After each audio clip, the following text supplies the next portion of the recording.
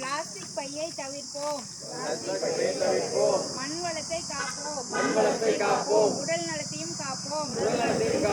பொருட்கள் வாங்க வெளியில் செல்லும் பொழுது துணிப்பையை எடுத்து செல்வோம். கண்டிப்பாக பிளாஸ்டிக் பையை பயன்படுத்த மாட்டோம் என உளமாற உறுதி கூறுகிறோம். சரி, என்னத்துக்கு இப்படி வந்து கையை நீட்டி பேசுறோம்னா, அந்த காலத்துல எல்லாம் துணிப்பை தானே எடுத்துட்டு போனோம். இப்போ அது மெதுவா பிளாஸ்டிக் பை வர ஆரம்பிச்சப்ப, நான் சின்ன பிள்ளையா இருக்கும்போது துணிப்பை தான் எடுத்துட்டு போவேன். மெதுவா பிளாஸ்டிக் பை கேரி பேக்குன்னு சொல்லும்போது, என்னவோ கேரி பேக் வந்திருக்கான், ஈஸியாக இருக்கான், நம்ம துணிப்பை எடுத்துகிட்டு போக தேவையில்லையா, துணிப்பைனா அழுக்காகவும் துவைக்கணும், இதுனா தூக்கி போட்டலாம், சும்மாவே தராங்களாம், எவ்வளோ பொருள்னாலும் கிளியறது இல்லையா, ஈஸியாக இருக்குது அப்படின்னு பெருமையாக பேசிக்கிட்டோம் ஒரு காலத்தில். ஆனால் காலப்போக்கில் என்ன ஆயிடுச்சு, புற்றுநோய் வருது. அதனால பிளாஸ்டிக் பை போய் மண்ணில் இப்படி படியும் போது அந்த இடத்துல மழை தண்ணி உள்ளுக்கு போகலை. இப்போ அதனால தான் இப்போ நம்ம ஆறு குளத்துல நான்லாம் குளிச்சேன், வீட்டுக்குள்ளேயே குளிக்க மாட்டேன். இப்போ ஆறு குளத்துல தண்ணி இல்லை, செடிங்களுக்கே சொட்டு நீர் தான் நம்ம தரோம் இல்லையா, அந்த நிலைமைக்கு வந்துட்டோம். அந்த காலத்தில் அப்படி இருந்ததா, பயிருக்கு தண்ணி எடுத்து விட்டு ஃபுல்லாக வயல் நிறைஞ்ச பின்னாடி கரை உடையோன்ட்டு ஓடி போய் மடை கட்டுவோம், வரப்பு கட்டுவோம். அதெல்லாம் உங்களுக்கு தெரியுமா?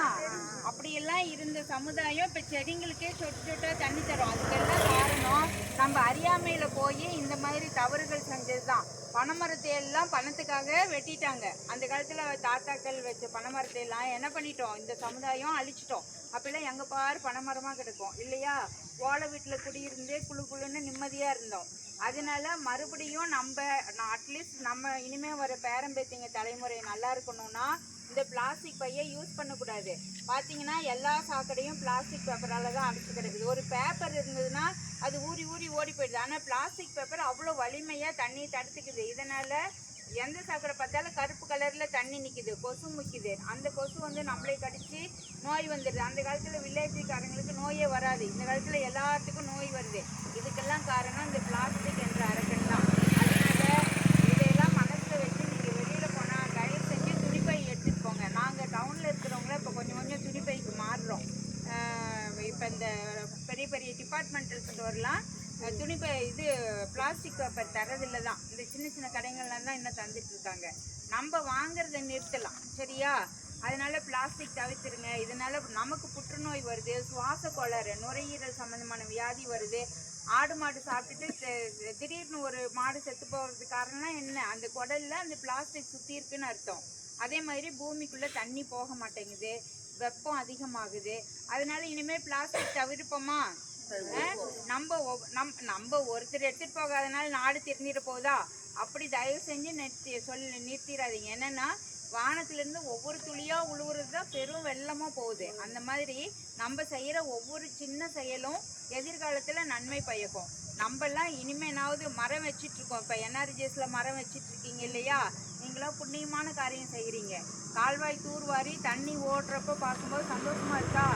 மற்றவங்க வாழ்க்கைக்காக இந்த NRGS வேலை செய்கிறவங்க அவ்வளோ புண்ணியமான ஒர்க்கு செய்கிறீங்க. நீங்கள் செய்கிற ஒர்க்கில் தண்ணி நிற்கிறதுனால பயிர் விளையுது, உயிருக்கு உணவு தர்றோம், விலங்குகளுக்கு தண்ணி தர்றோம். அதனால நீங்கள் என்னவோ NRGS வேலை செய்கிறோம், என்னவோ குப்பை பெருக்கிறோன்னு நினைக்காதீங்க. நீங்கள் செய்கிறது தான் உயிருக்கு ஆதாரமான பணியே. அதனால நீங்கள் செய்கிறது தான் பெருமையான பணி. அதனால் பிளாஸ்டிக் பேப்பரும் இனிமேல் தவிர்க்கிறதுக்கு பாருங்கள். நம்ம இப்போ 50 பேர் இருக்கோன்னா நம்மளிருந்து மாற்றத்தை தொடங்குவோம். இனிமேல் துணிப்பை எடுத்துகிட்டு போகலாமா? துணிப்பை தரலாமா? கொஞ்சம் தான் இருக்கும், வர்றவங்க வாங்கிக்கோங்க. தாங்க கபரி, நீங்கள் ஒன்று தாங்க. தாங்க நீங்கள் தாங்க சார். அந்த பாப்பா பஞ்சாயத்து செக்ரட்டரி ஒன்று தாங்க. ஃபோட்டோ வேணா எடுத்துக்கோங்க. பஞ்சாயத்து செக்ரட்டரி, தூய்மை காவலர் கொஞ்சம் நல்லா வேலை செய்யுங்கப்பா. குப்பை எங்கே கண்டாலும் சாக்கடையில் உங்களால் பண்ண முடியலன்னா பட்டாபிக்கிட்ட சொல்லி இதில் வார சொல்லிடுங்க. சின்ன பக்கெட் இருக்குல்ல, அதில் JCBயில் வார சொல்லிடுங்க. தூய்மையாக இருக்கணும் நம்ம ஊர். அதே மாதிரி NRGS ஒவ்வொரு மரக்கண்ணும் நம்ம பிள்ளைகள் மாதிரி எப்படியோ ஒன்று காப்பாற்றி விட்டுருங்கப்பா. சரியா? அதே மாதிரி இப்போ புதுசா ஒரு வழி சொல்லியிருக்கேன் தெரியுமா? அந்த செடி வந்து நம்ம வைக்கிறோமோ தவிர அடியில முளைச்சி வருது இல்ல, பனித்தலை பொறுப்பாளர் வந்து சின்ன கத்தி, ஒரு புக்கு தைக்கிற நூல் கண்டு, ஒரு கற்று, இது 3மே சேர்த்து 30 ரூபா தான் செலவாகும். வாங்கி வச்சிருக்க சொல்லியிருக்கேன். ஒரு செடி வரும்போது அடியில் இருக்கிற சின்ன சின்ன கிளாய் கட் பண்ணி விட்டாதான் அது மேல் நோக்கி போகும். இல்லைன்னா என்ன ஆகும், அப்படி கீழேயே படுத்துட்டே தான் இருக்கும். அது கீழே இருக்கிறதுலாம் கட் பண்ணி விட்டுருங்க. ரெண்டாவது ரோடோரம் செடிக்கு கரை கட்டும் போது ரவுண்டாக கட்டக்கூடாது.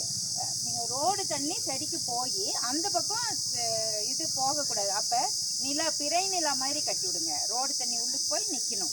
அந்த மாதிரி பார்த்துக்கோங்க.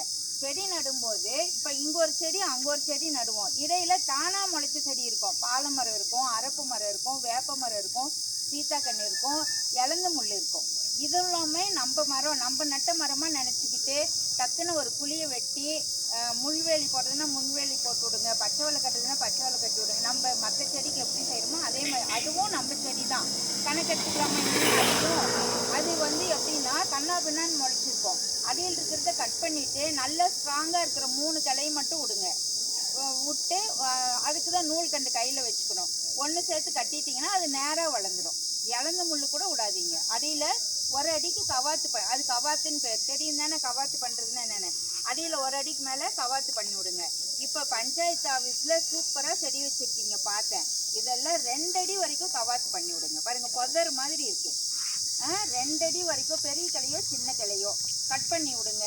பார்க்கறதுக்கு சூப்பராக இருக்கும். நம்ம பஞ்சாயத்து அழகாக வச்சுக்கலாம். பட்டாபி பஞ்சாயத்து செக்ரட்டரிக்கு எல்லாரும் நல்லா ஒத்துழைப்பு தாங்க. கைத்தட்டுங்க பார்க்கலாம்.